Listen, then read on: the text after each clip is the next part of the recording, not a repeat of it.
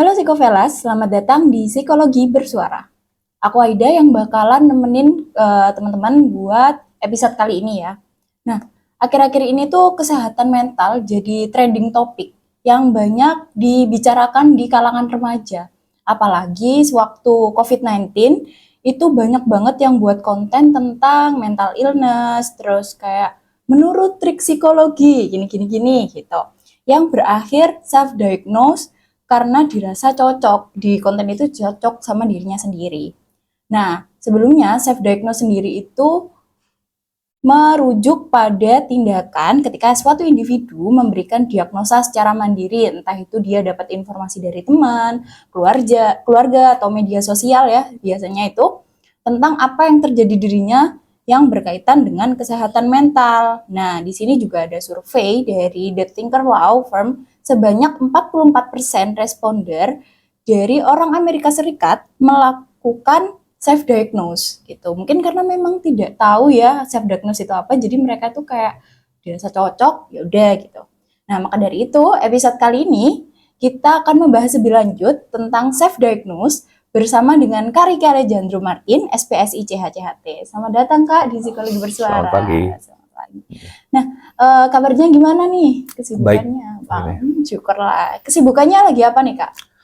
Kebetulan saya baru lahiran anak, jadi kesibukan ngurus anak sih. Oh, kesibukan ngurus Iya. anak. Pendidikannya Kak gimana? Pendidikan untuk saya sendiri sejauh ini masih lancar. Pendidikan. Lagi menjalani pendidikan apa Kak? S2 profesi psikologi. Profesi. Ini suka dukanya apa ini? Boleh diceritain? Suka duka sih kalau di semester ini masih lancar sih. Masih lancar. Suka duka mungkin di semester yang kedua. Yang berhubungan sama alat tes, karena saya sendiri cukup lemah di administratif. Dengar-dengar nanti akhir tahun ya menambah gelar lagi nih. Ya, buat doakan aja untuk ya, tesisnya. semoga lancar ya Kak ya. Ya. Nah Kak, tadi kan saya sudah menyinggung mengenai self-diagnose menurut saya nih. Kak Alen sendiri adakah pengertian atau menurut Kak Alen ini self-diagnose-nya itu apa? Jadi gini, self-diagnose itu juga bisa dikatakan satu definisi yang salah. Salah atau keliru. Kita bicara self-diagnose itu kata utamanya adalah diagnose. Diagnose itu berkaitan dengan penentuan satu jenis penyakit atau gangguan melalui pemeriksaan. Nah, ketika kita bicara pemeriksaan, berarti harus ada subjek yang memeriksa dan ada objek yang diperiksa. Sedangkan kalau kita bicara, kembali lagi ke definisi self-diagnose, self-diagnose, pemeriksa dan yang diperiksa itu adalah dirinya sendiri. Itu jadi satu hal yang nggak make sense lagi. Karena pemeriksa dan yang diperiksa itu harus berbeda ketika kita bicara diagnosa. Dan harus sesuai dengan ahlinya ya Kak betul. ya. Karena kalau misal dari diri sendiri kan kita nggak punya ilmu yang mumpuni, jadi tidak akurat. Nah, bentuk self-diagnose sendiri itu kayak gimana sih Kak? Sebenarnya bentuknya sangat beragam, cuman merujuk ke satu titik yang sama. Dia akan seolah-olah menjudge dirinya, oh aku kena gangguan A, oh aku mengalami B, oh sepertinya kondisiku ini masuk ke gangguan C.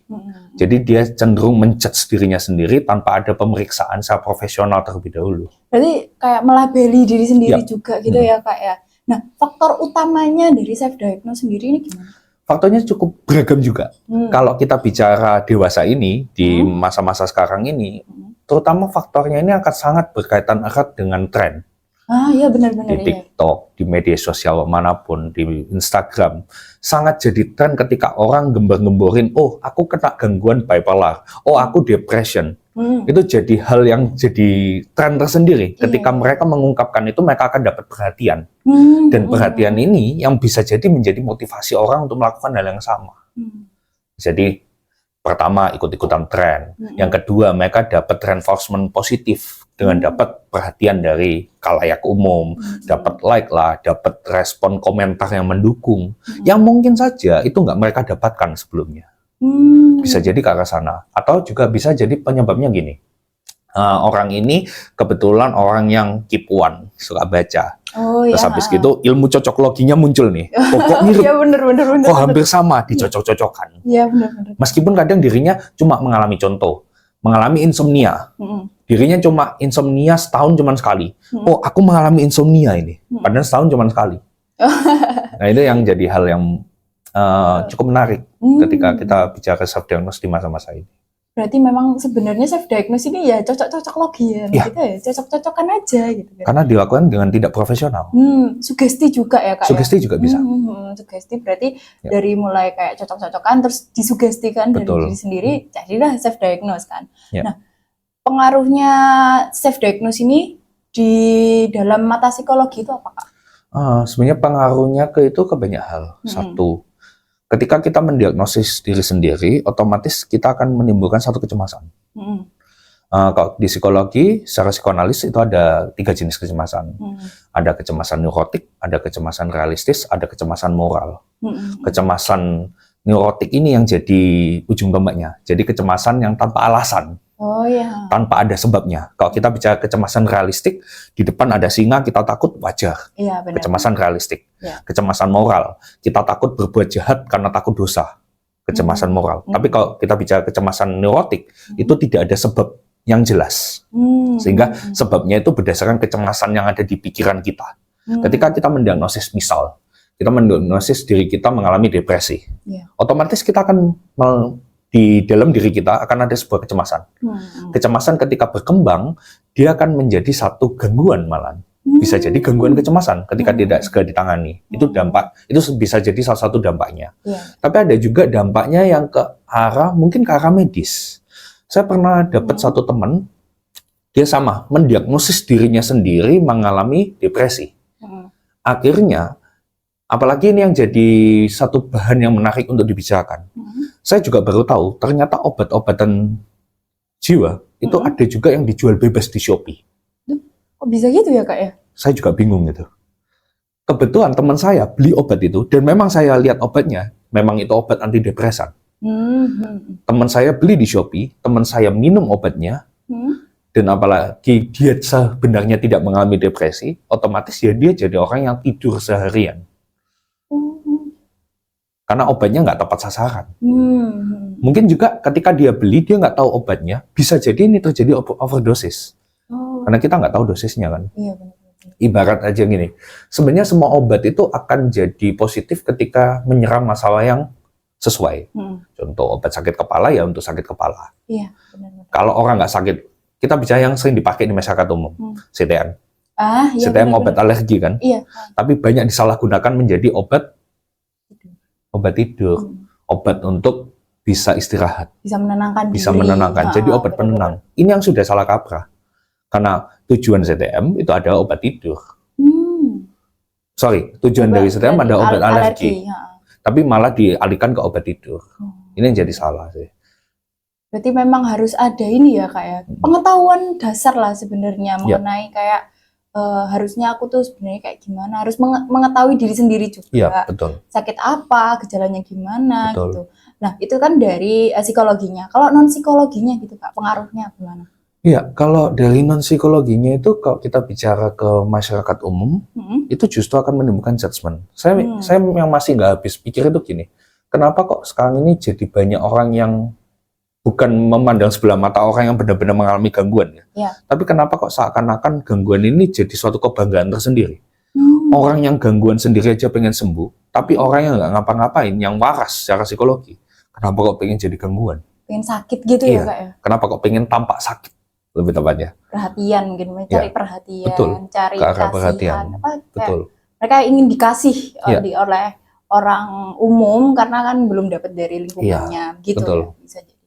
Wah, berarti memang ini ya sebenarnya itu harus ada sosialisasi lanjut ya Kak, yang mengenai penyakit mental, diri sendiri juga gimana gitu ya. Lebih terutama ketika kita merasa diri kita bermasalah, datang ke profesionalnya, bukan cari tahu sendiri. Karena psikologi ini bukan ilmu yang otodidak, nggak bisa otodidak. Karena ilmu psikologi ini harus benar-benar terpelajari dan juga tersertifikasi. Benar-benar. Nah, kalau ciri-ciri dari orang yang udah ngelakuin self-diagnose itu gimana? Sebenarnya ciri khasnya ini cukup meluas juga. Tapi yang pernah saya temui, ini bahkan mahasiswa psikologi di salah satu kampus swasta di Surabaya. Dia mendiagnosis dirinya mengalami DID. Ketika temannya mulai nggak percaya tuh, masa sih kamu DID, masa sih gini. Dia mulai ngasih kebohongan lain. Dia bilang, kenapa kok saya bilang ini satu kebohongan? Karena ini akan terlihat dari runtutan cerita saya. Ketika saya tanya, kenapa kok kamu ngerasa DID? Oh, sudah diperiksa sama psikiater. Di psikiater mana? Kata dia di satu instansi rumah sakit jiwa di Surabaya. Nah, di instansi itu saya tanya lagi, diperiksanya gimana? Ya cuma ngomong-ngomong doang selama 10 menit. Ini sudah nggak masuk akal. Pemeriksaan DID itu panjang. Jangankan DID, kita memeriksa satu jenis gangguan, itu prosesnya panjang, assessment. Assessment itu ada observasi, ada wawancara, ada tes psikologi yang harus dilakukan. Jadi ngomong-ngomong aja ini belum tentu ini termasuk wawancara. Bisa jadi cuma ngobrol santai. Cerita aja. Nah ini gitu juga sudah nggak masuk akal. Ketika dia bilang kalau dia sudah ke psikiater lah dan lain-lainnya. Nah, dia mungkin, ini dugaan saya, mungkin ketika dia ngobrol kalau dia sudah ke psikiater, dia sudah ke sini, itu untuk mendapat dukungan lebih dari teman-temannya. Karena memang yang saya dapatkan informasi dari teman lainnya, dia ini anak yang introvert. Jadi dia anak yang nggak punya teman, sehingga mungkin ini cara dia untuk mendapatkan teman.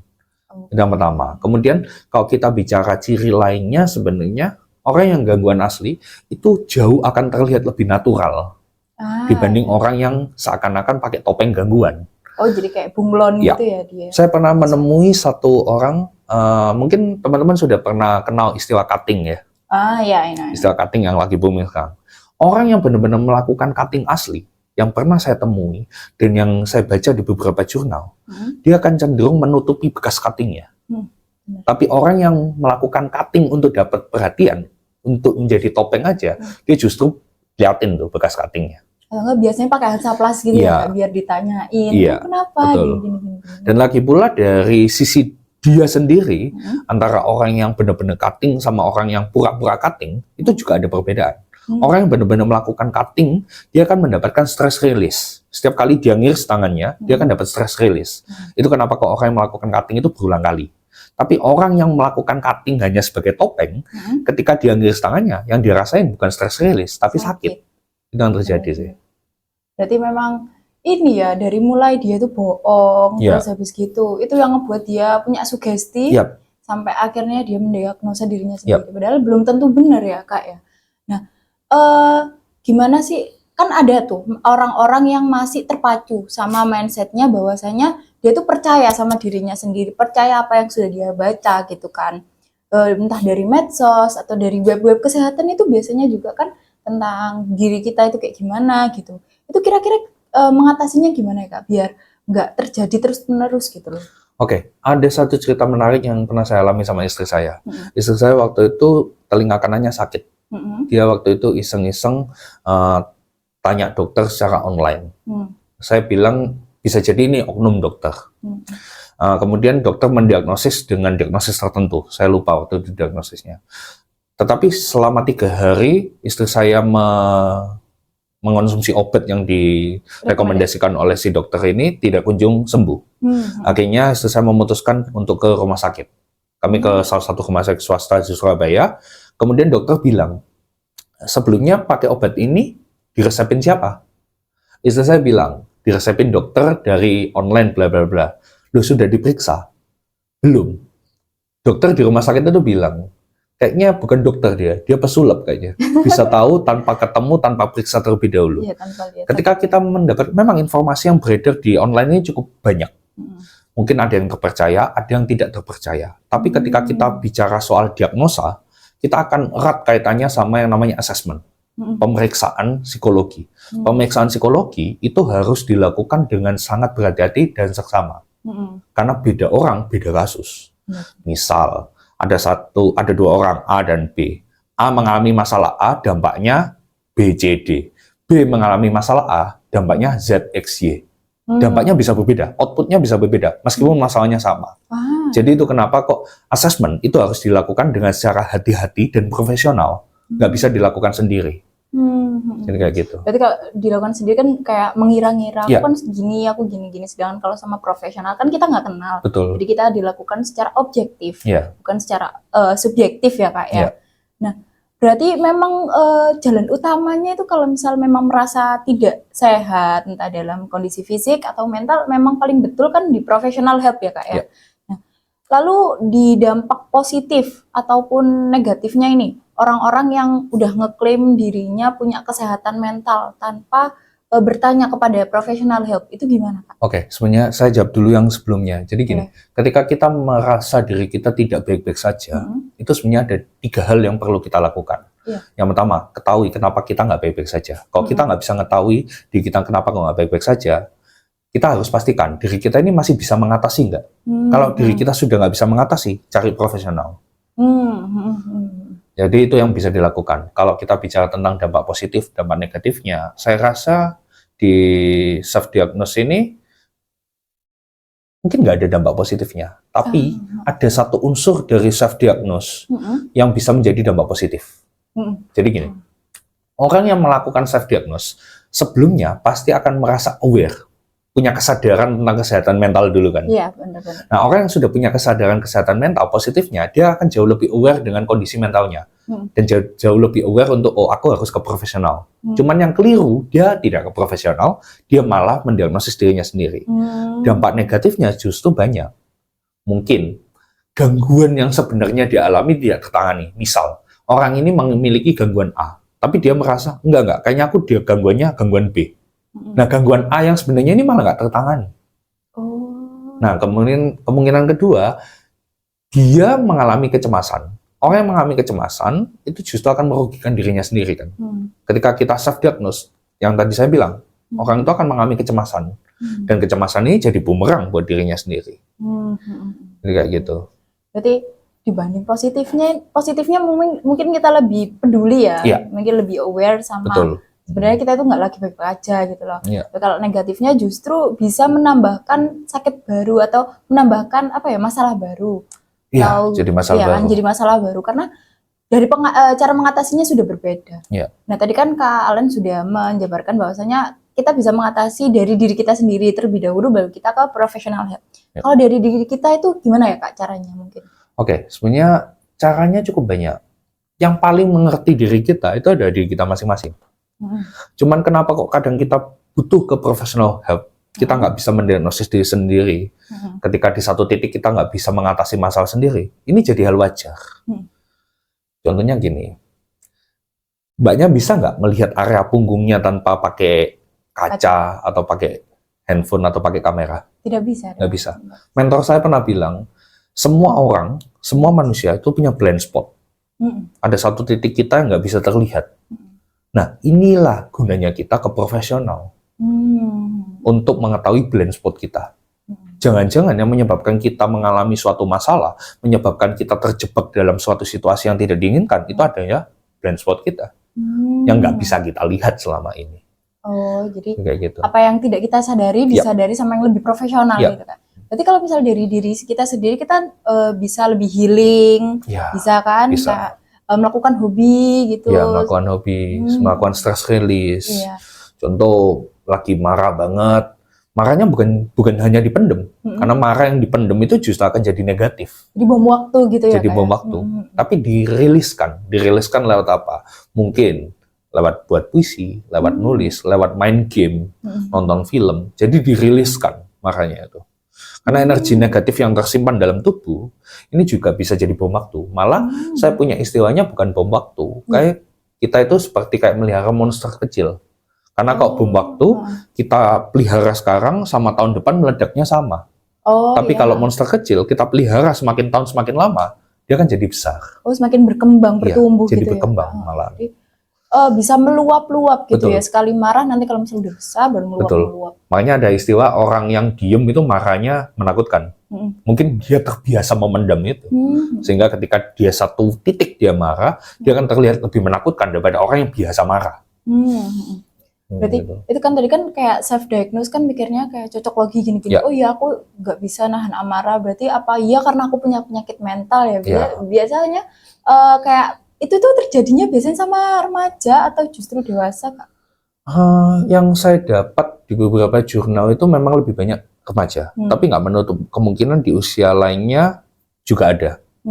Kenapa di remaja ini menjadi cukup banyak mengalami self-diagnose?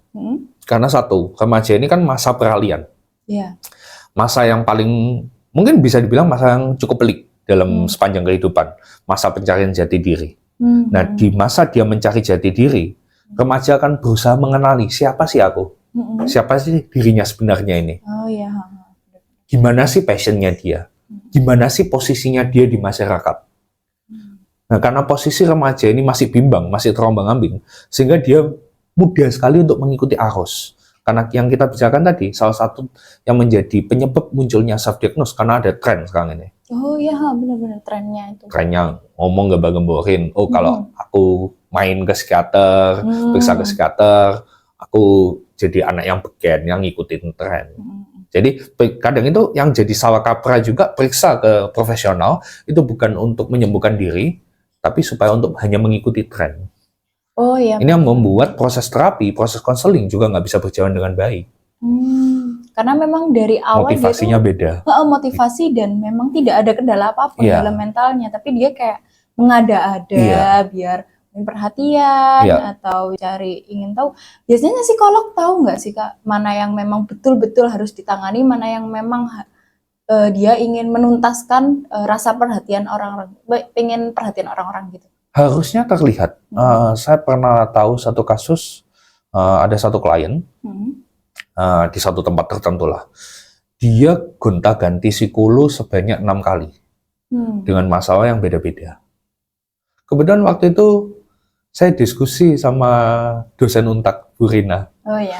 Kebetulan waktu itu di diskusi saya dengan beliau ini, kami mengumpulkan seakan-akan si klien ini kok seperti jajan psikolog.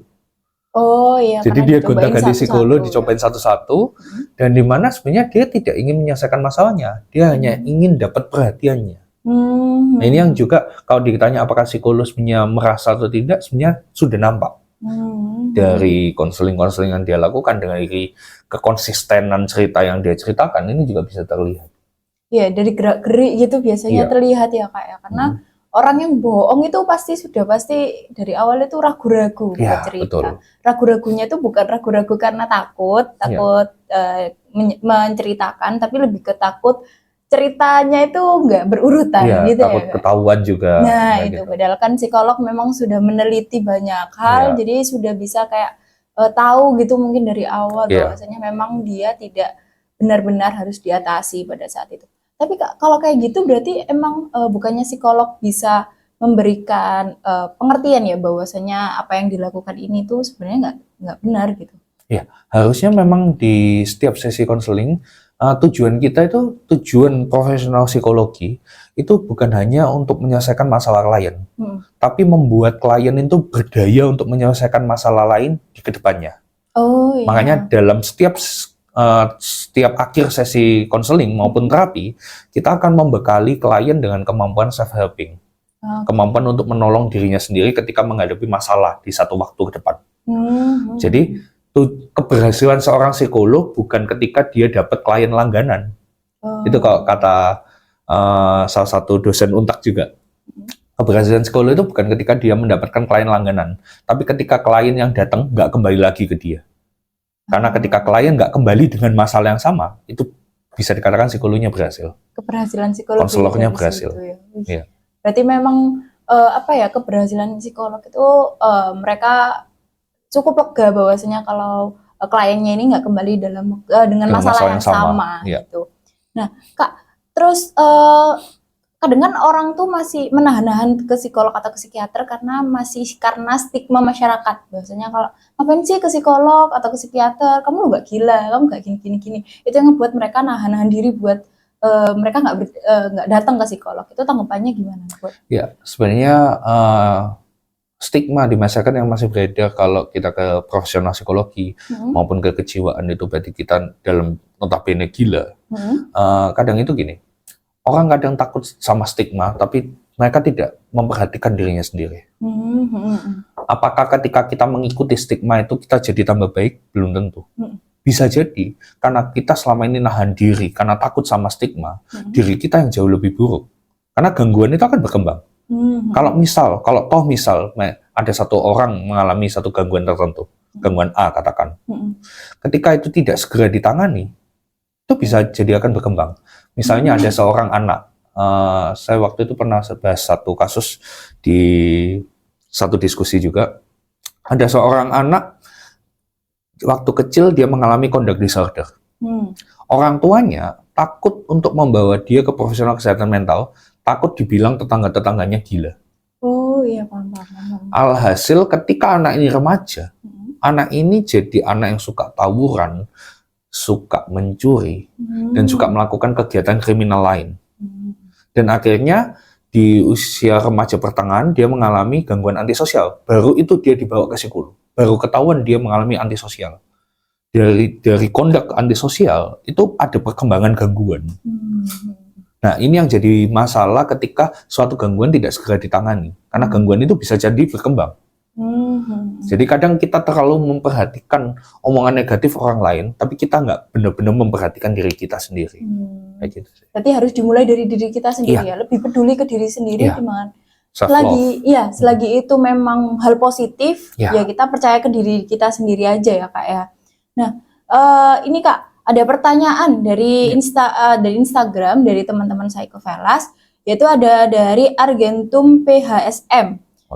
Beliau tanya, emang nggak boleh ya kita self-diagnose, tapi bersumber dari ahli? Nah, aku suka lihat edukasi di TikTok gitu soalnya. Kan TikTok kan ada kayak psikolog yang bilang gini. Tadi yang seperti saya bahas, ketika ahli mengungkapkan satu diagnosa berdasarkan contoh satu kasus yang pernah ditanganinya, belum tentu klien yang pernah ditangani psikolog atau ahli kesehatan mental ini sama dengan dirinya. Bisa jadi karakteristiknya berbeda. Karena kalau kita bicara psikologi kepribadian, karakteristik yang unik yang memisahkan orang satu dengan yang lainnya, yang membedakan, ini sangat banyak. Bahkan ada jutaan, bahkan miliaran kepribadian di dunia ini. Kita semua saling berbeda. Mungkin ada orang yang sama-sama ekstrovert, tapi ada ekstrovert yang tipe A, tipe B, tipe C. Jadi tiap orang itu nggak ada yang sama. Tiap orang punya individual differences-nya masing-masing. Jadi dari individual differences inilah kita bisa menyimpulkan bahwa setiap orang itu berbeda-beda. Nggak bisa kita menyamakan kasus orang lain dengan kasus yang kita alami. Itu yang jadi sering seperti seakan-akan jadi batu sandungan. Oh mungkin kasusnya mirip kayak kasus kita, tapi apakah yang benar-benar mirip? Enggak. Itu yang membuat kita kadang, oh kayaknya ini cukup, aku nggak perlu ke profesional kesehatan mental. Tapi kalau ditanya apakah boleh melakukan self-diagnose, sebenarnya nggak boleh. Karena sekali lagi, kalau kita bicara dasar dari diagnosa itu dilakukan oleh dua orang, pemeriksa dan yang diperiksa. Nggak bisa dilakukan oleh satu orang.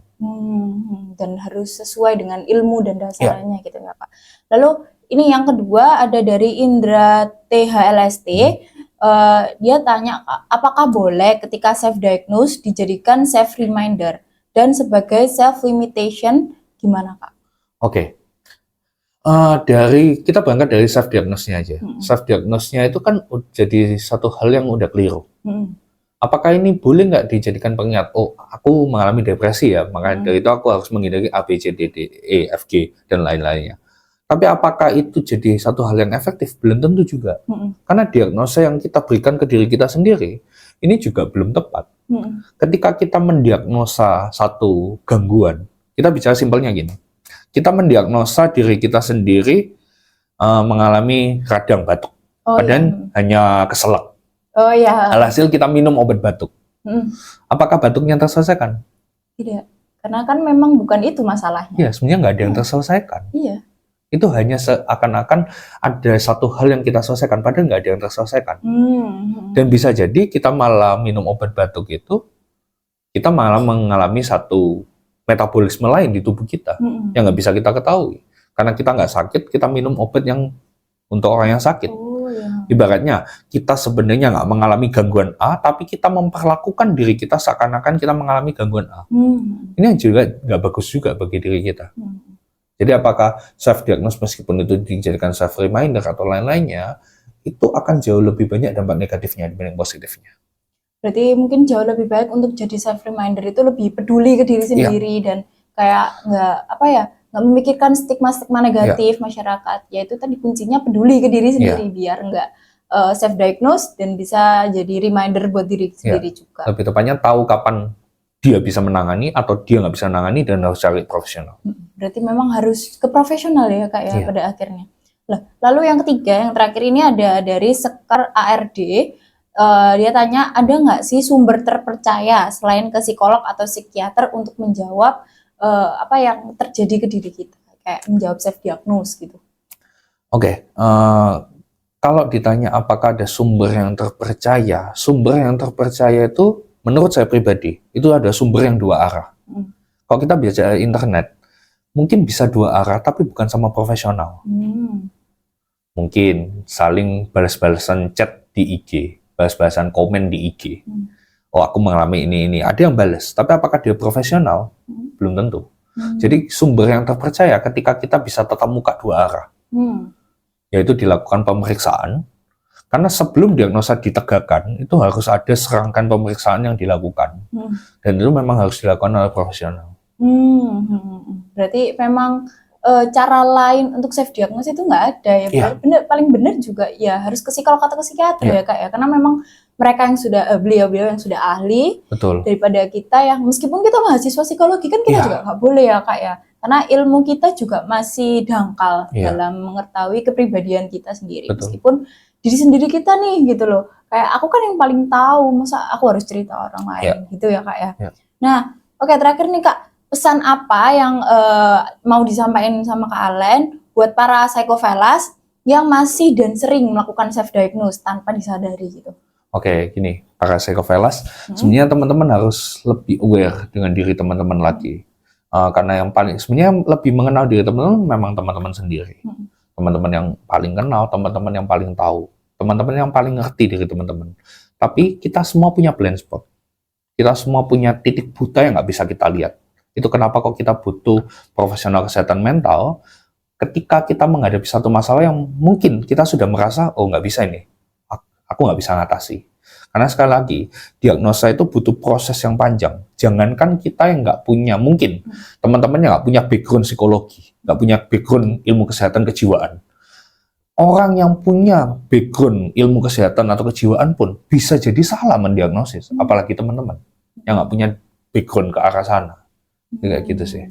Berarti ya ini ya buat teman-teman psychofellas jangan asal ngediagnosis gitu. Karena kita kan sudah banyak psikolog, psikiater, terus habis gitu informasi buat dapetin buat datang ke psikolog dan psikiater kan sudah mudah gitu loh. Sudah banyak fasilitasnya. Nah, ini kesimpulan dari saya ya Kak ya. Jadi untuk teman-teman yang masih self diagnose itu kenali diri kalian lebih dahulu, dilihat apa memang benar kalian benar-benar butuh dan belum bisa mengatasi dari diri kalian. Kalau memang dirasa belum bisa mengatasi, langsung ke psikolog ya Kak ya, atau ke psikiater gitu. Karena mereka juga nggak akan ngejudge kalian gitu. Mereka juga bakal ngebantu kalian untuk menyelesaikan masalah-masalah yang akan datang nantinya gitu. Nah, Kak, ini kami akan memberikan bentuk terima kasih dari kami untuk Kakak, semoga bisa bermanfaat nantinya. Ini, permisi.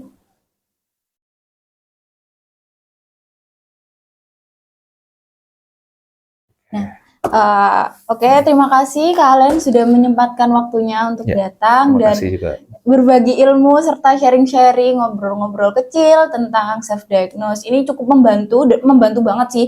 Apalagi kadang saya sendiri bahkan lihat-lihat di media sosial kayak ngerasa aduh cocok nih, tapi mengingat bahasanya background saya sebagai mahasiswa psikologi, saya punya fasilitas juga ke psikolog. Jadi saya lebih mungkin ke psikolog gitu loh Kak, ketimbang untuk self diagnose. Ini membantu banget buat saya dan teman-teman psychofellas. Terima kasih Kak. Nah, teman-teman, saya Aida Zuliana Bila, izin pamit undur diri. Terima kasih sudah menyimak episode kali ini dan sampai bertemu di episode selanjutnya. See you psychofellas.